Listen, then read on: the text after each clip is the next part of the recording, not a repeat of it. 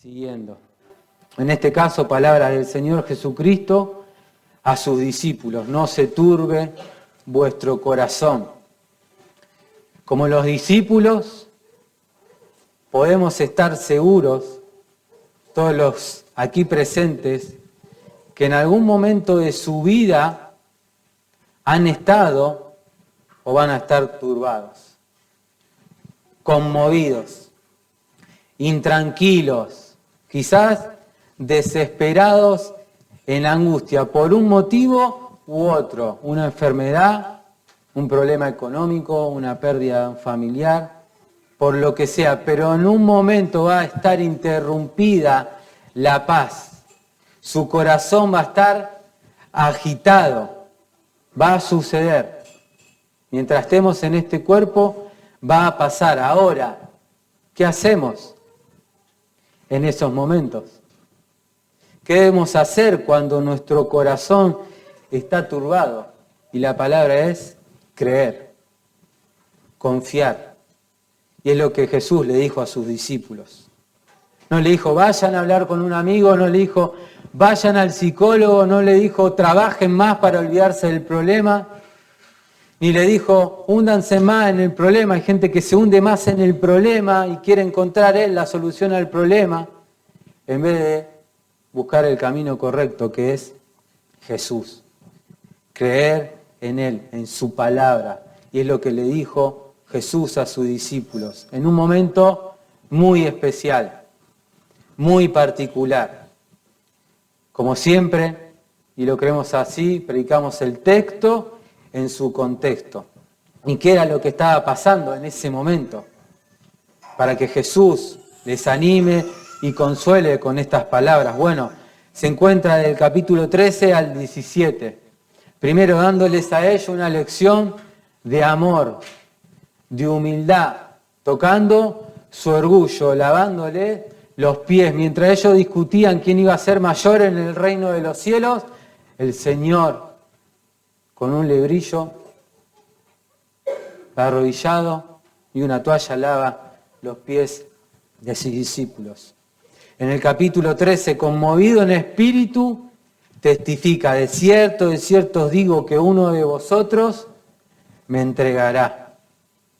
También les dice, a donde yo voy, vosotros no podéis venir. Otra mala noticia. Y Pedro le pregunta, Señor, ¿a dónde vas? ¿Por qué? ¿No te puedo seguir ahora? Mi vida pondré por ti, le dice Pedro. Y Jesús le dice, ¿tu vida pondrás por mí? De cierto te digo, no cantará el gallo sin que antes me negaras 3 veces. El desaliento parece ir en aumento.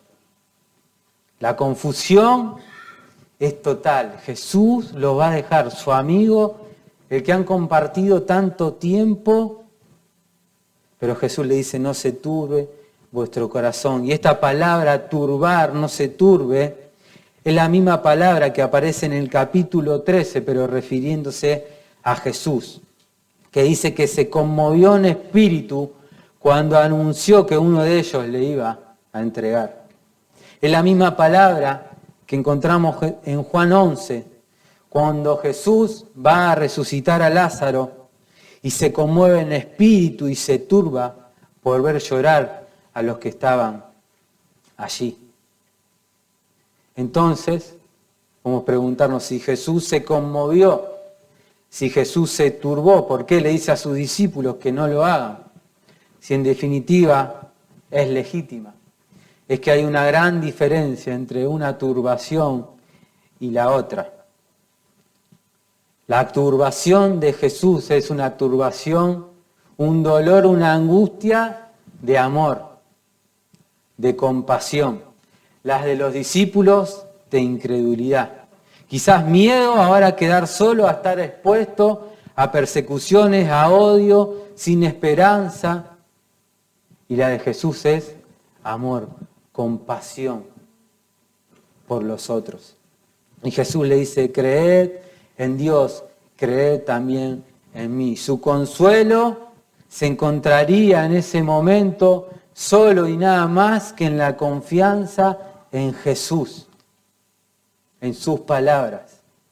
Y en lo que Él le decía de Él, que Él era el camino, la verdad y la vida y que era uno con el Padre. Volvemos a Juan 14, no se turbe vuestro corazón, creéis en Dios, creed también en mí. En la casa de mi Padre muchas moradas hay. Si no fuera así, os lo hubiera dicho. Voy pues a preparar lugar para vosotros.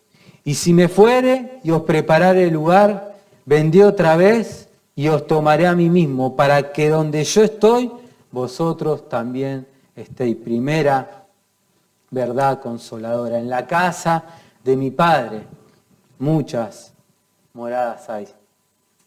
Y si así no fuera, os lo hubiera dicho. Voy pues a preparar lugar para vosotros. Hay un edificio, hay un lugar real esperando a los hijos de Dios. Una casa no hecha de manos, eterna en los cielos, permanente paz, a pesar de hoy tu incredulidad, a pesar de hoy tu infidelidad, como la de Pedro. Un lugar glorioso, permanente. Y Jesús le dice, si no fuera así, os lo hubiera dicho. Eso expresa certeza, la verdad. Verdad frente a algo que parecía, que daba toda la impresión de ser completamente negativo. Jesús nos deja, Jesús se va, doloroso para ellos. Pero en realidad era una bendición. Al decir Jesús, voy a preparar lugar para vosotros, no está hablando de que Él iba a ir al cielo justamente a ver cómo estaban las columnas, a ver si las calles estaban correctas, si los pisos eran como se había diseñado. No está hablando de eso. Él está hablando que tenía que ir a la cruz a morir, resucitar al tercer día y ascender a los cielos para llevarlos a ellos a ese lugar.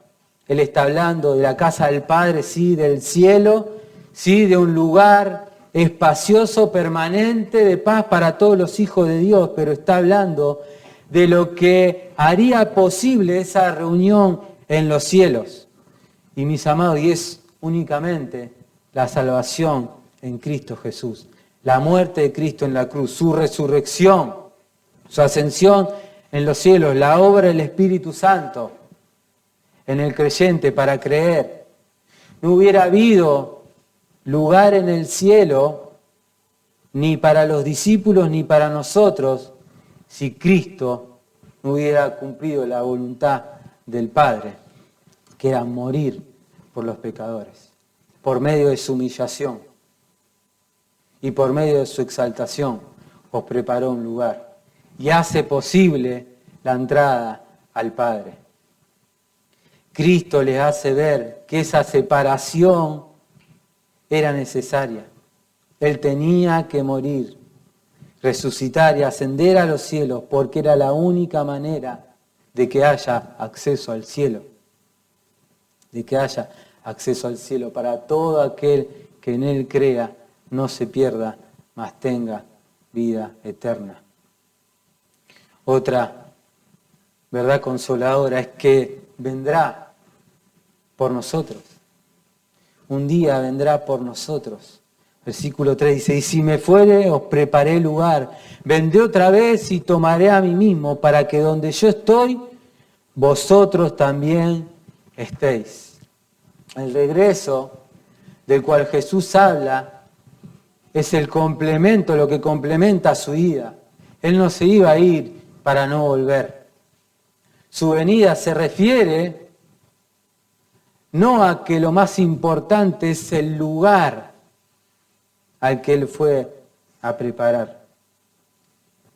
Jesús dijo algo mucho más consolador, os tomaré a mí mismo. Lo más importante no es el lugar, si bien va a ser un lugar glorioso, perfecto, donde no va a haber más llanto ni dolor, pero lo más importante es que allí va a estar Cristo para que donde yo estoy vosotros también estéis. Os tomaré para que estéis conmigo, para que estemos cara a cara. Tan maravilloso es el amor de Cristo por los suyos, que no está satisfecho solamente con llevarnos al cielo. Nos lleva, si es que has creído en Jesucristo, te has arrepentido de tus pecados, para tener una comunión íntima con Él, en donde Él está, perpetua, eterna. Allí no vamos a estar cansados de luchar como aprendíamos con nuestra carne, contra el diablo, contra el mundo. Allí no vamos a tener sueño para no orar. Allí vamos a estar absolutamente en paz, en la presencia de Cristo, con Cristo. No va a haber mentes dispersas aún acá cuando estamos adorando al Señor. No va a suceder eso. Un himno que quizás lo conocen dice: en presencia estar de Cristo, ver su rostro, ¿qué será? Cuando al fin en pleno gozo mi alma le contemplará. Cara a cara espero verle, más allá del cielo azul. Cara a cara en plena gloria he de ver a mi Jesús. Solo tras oscuro velo hoy lo puedo aquí mirar. Mas ya pronto viene el día. Amén, hermano. Mas ya pronto viene el día que su gloria ha de mostrar. Otra razón, mis amados, para no estar turbados, es que los que hemos creído en Jesucristo como nuestro Señor y Salvador, sabemos y experimentamos cada día que Él es el camino y la verdad y la vida. Versículo 4, dice Jesús: ¿y sabéis a dónde yo voy? Hablándoles a los discípulos. Vos, ¿y sabéis a dónde yo voy? ¿Y sabéis el camino? Le dijo Tomás: Señor, no sabemos a dónde vas, ¿cómo pues podemos saber el camino? Jesús les dijo: yo soy el camino y la verdad y la vida. Nadie viene al Padre sino por mí. Él es el camino y la verdad. Los discípulos lo sabían, porque Jesús no miente. Jesús no es hombre para que mienta, porque le dice: ¿y sabéis a dónde voy? ¿Y sabéis el camino? Ellos lo sabían. El camino es el medio por el cual los discípulos son llevados al Padre. El camino es el cual, por el que todo aquel que cree es llevado al Padre, y ese camino es solo Jesucristo.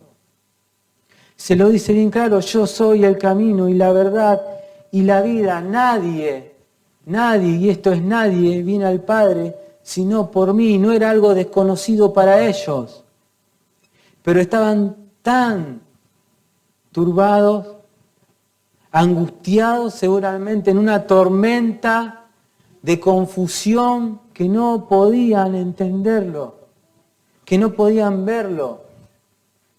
No sé si ha pasado que ha estado en una tormenta, quizá en un auto o a pie o en bicicleta, volviendo a su casa, me ha pasado. Tormenta, viento, tierra, lluvia, no te deja ver el camino. Parece que no hay refugio, no te deja ver ni un metro, no encontrás refugio. Así estaban los discípulos. Y así a veces estamos nosotros. No vemos el camino, no encontramos el refugio que es Cristo, porque estamos tan nublados, estamos tan metidos en nuestro yo, en nuestro problema, en nuestra situación. Ahora no digo que no vamos a estar afligidos, no digo que...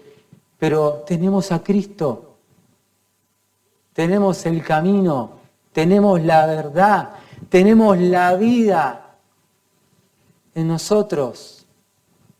Pero ese problema no nos deja ver.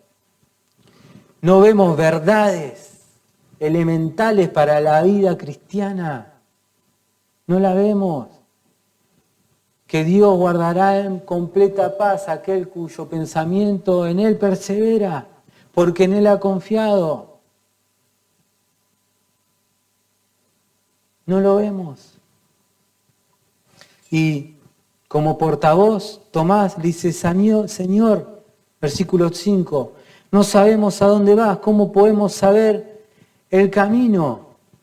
Tomás como portavoz del grupo porque dice, no sabemos a dónde vas, no podemos ver el camino. Quizás él imaginó un camino terrenal, una ruta terrenal, pero esto da pie a Jesucristo, a Jesús, para el consuelo y otra verdad absoluta. Jesús le dijo a Tomás, yo soy el camino y la verdad y la vida, y nadie viene al Padre sino por mí. Encontramos aquí uno de los yo soy del Evangelio de Juan. En Juan 6:48 dice Jesús, yo soy el pan de vida. En 8:12, yo soy la luz del mundo. En 10:11, yo soy el buen pastor. 11:25, yo soy la resurrección y la vida. El que cree en mí, aunque esté muerto, vivirá. Yo soy la vid verdadera y dice, yo soy el camino. No existe posibilidad de llegar al cielo por otra vía que no sea Jesús. La misma verdad, Dios encarnado, la verdad en persona, la única fuente digna de confianza que revela al Padre y su voluntad, la voluntad del Padre. Y Él también es la vida, lo contrario a la muerte. Y en Jesús también encontramos todos los gloriosos atributos de Dios y la vida misma. Él es la fuente, el dador de vida para los suyos. Posee la luz de la vida, las palabras de vida. Y vino para todo aquel que en Él crea, tenga vida y la tenga en abundancia. Así como la muerte significa separación de Dios, la vida es Jesús y la comunión con Él y el Padre. Y esta es la vida eterna, que te conozcan a ti, al único Dios y verdadero, y a Jesucristo a quien enviaste. El camino conduce a Dios. La verdad libera al pecador. La vida produce comunión. Pero aparte de Cristo no hay camino al Padre. No se encuentra en ninguna obra. El objeto es Jesucristo. Fuera de la persona de Cristo no hay salvación. No hay salvación. Agrega Jesús, si me conocierais, versículo 7, también conocerías a mi Padre. Y desde ahora lo conocéis y lo habéis visto. Le dijo Felipe, Señor, muéstranos al Padre y nos basta. Jesús le dijo, ¿tanto tiempo hace que estoy con vosotros y no me has conocido? Felipe, el que me ha visto a mí, ha visto al Padre. ¿Cómo pues dices tú, muéstranos al Padre? ¿No crees que yo soy en el Padre y el Padre en mí? Las palabras que yo hablo no las hablo de mí mismo, sino que el Padre que mora en mí, Él hace las obras. Creedme, le dice, que yo soy en el Padre y el Padre en mí. De otra manera, creedme por las mismas obras. Jesús dice, en otras palabras y de manera diferente, que la presencia de Jesús es la presencia del Padre. Está la unidad de ellos que son uno. Si me conocierais, también conocerías a mi Padre. Y desde ahora lo conocéis y lo habéis visto. El que me ha visto a mí, ha visto al Padre. Y no lo entendían. ¿No crees que yo y el Padre uno somos? Le está pasando a los discípulos lo que le pasa a mucha gente y a veces a nosotros. No creemos. no confiamos en la palabra, en lo que dice la palabra. Jesús le estaba diciendo a los discípulos, yo y el Padre, uno somos. Y si no creen, crean por las mismas obras. Han visto mis obras, han visto lo que yo he hecho en la tierra y todavía dudan, no creen las palabras de Jesús. Deseaban ver al Padre con sus ojos físicos, evidentemente. Deseaban ver al Padre, pero negaban las palabras de Jesús. No caían en la cuenta del privilegio también que estaban teniendo de estar en la presencia de Jesús, que también es Dios,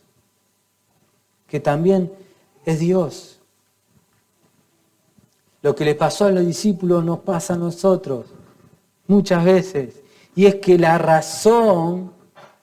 nuestra inteligencia no puede penetrar y entender muchas veces lo grande que es Dios, las maravillosas verdades, los misterios de la palabra. Y no necesitamos a veces entenderlo, necesitamos pedirle a Dios fe. El Padre en mí, uno somos yo y el Padre y el Espíritu Santo, un Dios. No lo entendemos, pero lo creemos por fe. Uno en esencia. El Padre en mí y yo en el Padre. El Espíritu Santo también mencionado más adelante. No existiendo como individuos aparte, separados, sino un solo Dios. Y si no, le dice Jesús, crean por las mismas obras también, que son evidencia que Jesús era Dios. Nunca se oyó de alguien, estoy leyendo la palabra, nunca se oyó de alguien que abriera los ojos de uno que nació ciego. Ni si no hubiera venido de Dios. Nunca,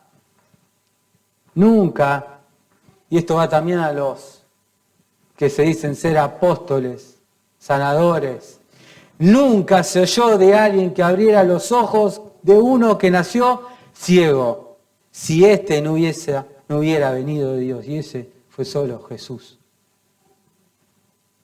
Jesús aún le da otra verdad consoladora.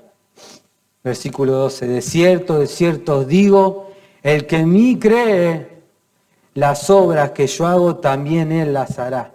Mayores que estas hará, porque yo voy a mi Padre. Y todo lo que pidiereis al Padre en mi nombre, esto haré para que el Padre sea glorificado en el Hijo. Si algo pidiereis en mi nombre, yo lo haré. Los discípulos no tenían por qué temer la ausencia física de Cristo.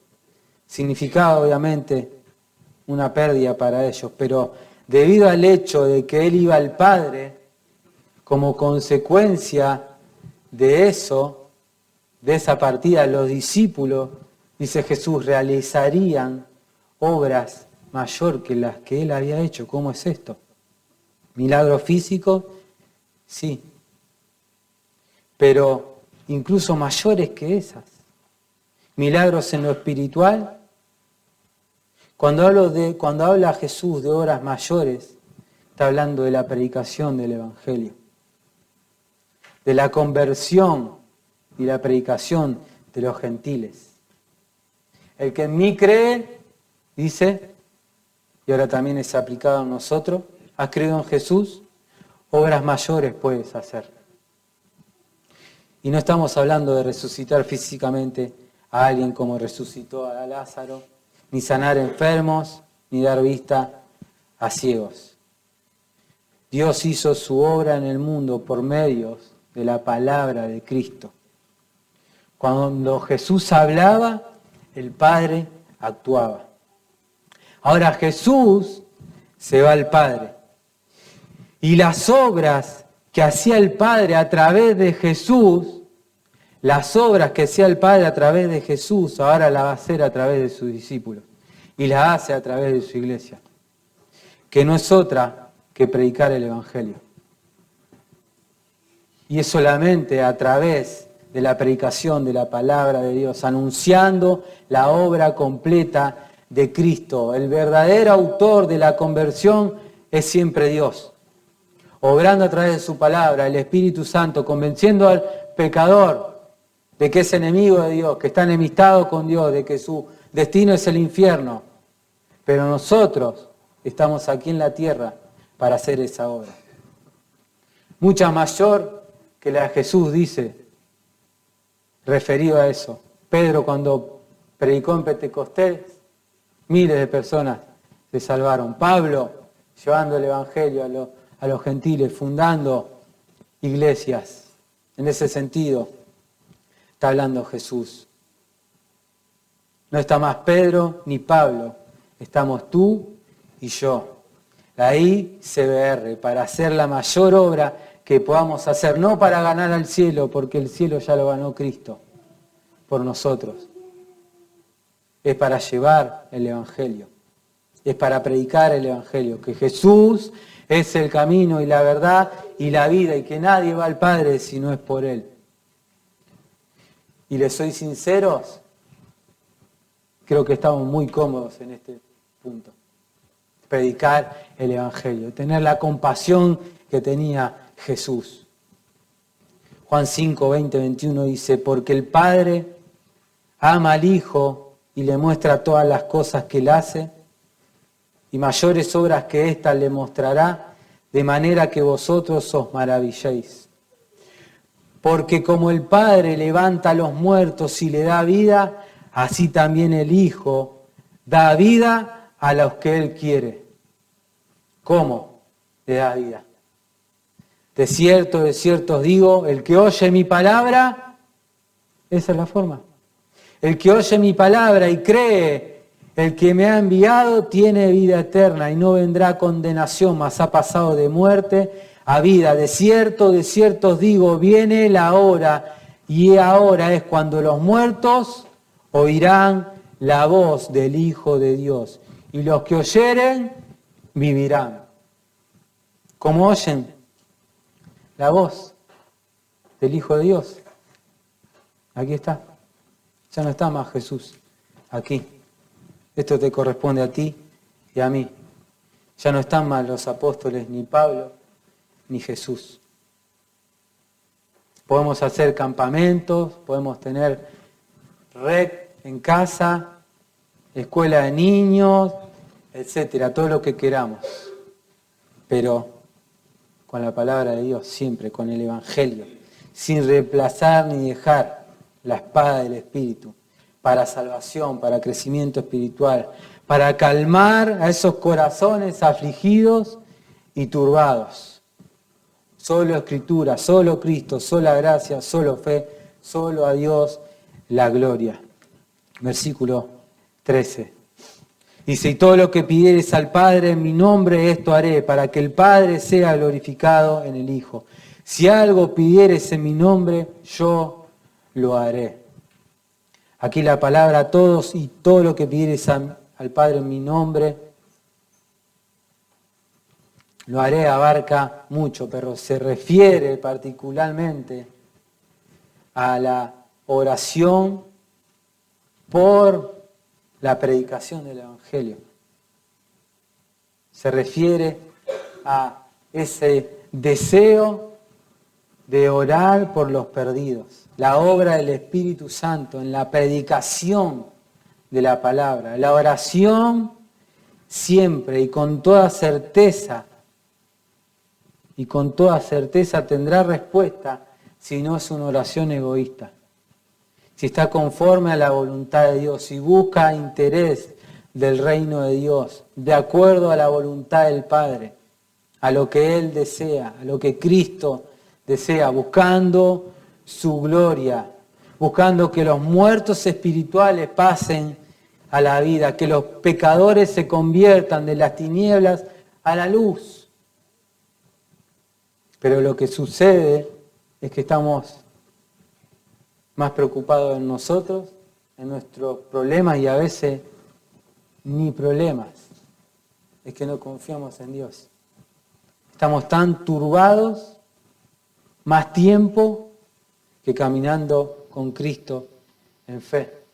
Y no podemos ver a ese Dios soberano, que aún en la tormenta, aún en lo imprevisto, nos dice, confía en mí, confía en mí. Juan 16, 22. Dice, así vosotros, Juan 16, 22.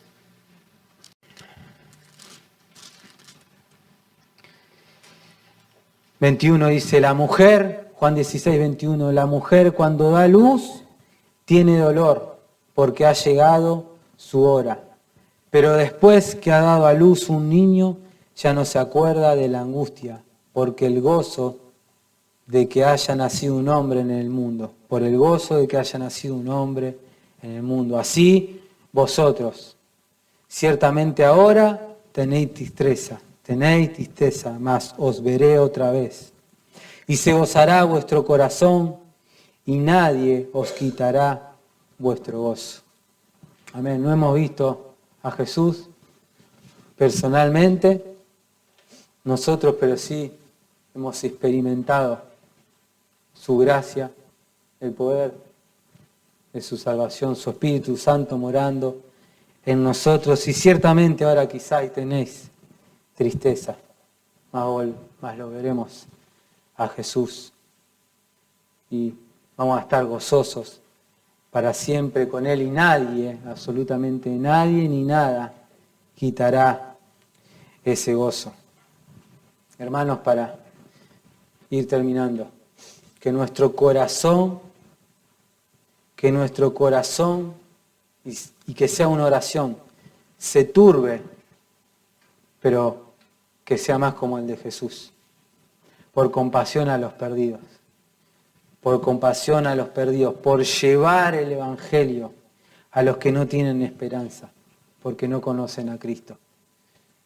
Estamos a veces muy cómodos respecto a esto. Que el Señor también nos ayude en nuestra incredulidad. No dejar que la aflicción te aleje de Dios. Pide ayuda. Confía en Dios, pero pide ayuda. Como iglesia hablábamos con hermanos y en el liderazgo estamos pasando un buen tiempo. Pero personalmente, individualmente, siempre hay algún hermano, hermana o hermanos en tiempo de aflicción, con el corazón turbado. Y la exhortación de hoy se basa en el más tierno y desinteresado amor de Jesús por los suyos, por su pueblo, y con bases sólidas. Pongamos nuestra mira en las cosas de arriba, no en el problema y solamente en el problema. Nos ocupamos, sí, seguro, pero no lo seguimos. Seguimos a Cristo, confiamos en su palabra, teniendo por cierto que las aflicciones del tiempo presente no son dignas de comparar con la gloria venidera que en nosotros ha de manifestarse, y esto es por pura gracia. El que debía ser consolado en ese momento, que era Jesús, que iba a la cruz, es el que consuela. Y en este mismo capítulo, más adelante, le dice a sus discípulos que iba a enviar al Espíritu Santo para que esté con ellos, para morar en ellos. Y le dijo, no dejaré huérfanos, vendré a vosotros. En aquel día conoceréis que yo estoy en mi Padre y en vosotros, y yo en vosotros. Uno de los privilegios más grandes, hermanos, es saber que en nosotros mora el Espíritu Santo. No solo que tenemos una morada en los cielos donde vamos a estar eternamente con Cristo, y lo más importante es que vamos a estar con Cristo, sino que también tenemos al Espíritu Santo, uno igual a Jesús, al Padre, que nos ayuda. El Espíritu de Dios, no lo entiendo, pero lo creo. El Espíritu de Dios morando en mí. Este vil pecador que salvó por pura gracia. Suficiente para, a través de los medios de gracia, calmar, aquietar cualquier situación, aún nuestra incredulidad, que hacen un corazón agitado y turbado. La paz os dejo, mi paz os doy. No como el mundo la da, yo os las doy. No se turbe vuestro corazón, ni tenga miedo. Que nuestro corazón no esté encerrado en angustia, pequeño, sin paz, atado, preso del problema, cualquiera que sea, sino más bien, hermanos, lleno del Espíritu Santo, sabiendo que los que le aman a Dios, todas las cosas le ayudan a bien. Que el Señor les bendiga.